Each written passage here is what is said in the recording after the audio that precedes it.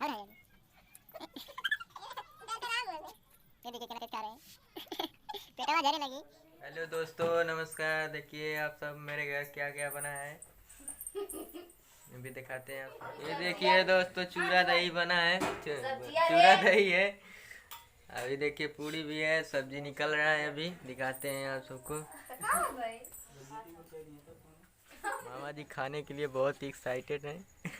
अभी खाना आया नहीं है दोस्तों, अभी खाना तैयारी आ में रहा है, आ है। रहा है। पूरी सब्जी और चूरा दही। चूरा और दही आ रहा है। तो उसके साथ में सेवई भी बना है, खीर भी आ रहा है। राजन सेवैया लाओ। ये देखिए इधर खाना आ गया है हमारा। चीनिया ना डले है। अभी देखिए ताजा ताजा पूरी आया है और अभी चीनी नहीं आया है, जो कि बिना चीनी के हम खाते नहीं हैं दोस्तों। वीडियो बनवाते यार। पंडित बाबा बैठल हमें।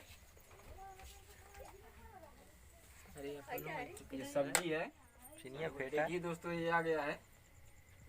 ये पूरी है, ये चूरा और दही और ये साथ में सब्जी आया है। तो हम खाने जा रहे हैं। कमेंट करके बताइएगा कैसा लग रहा है। समय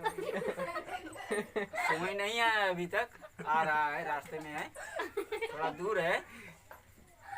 राजन सेवैया लाओ।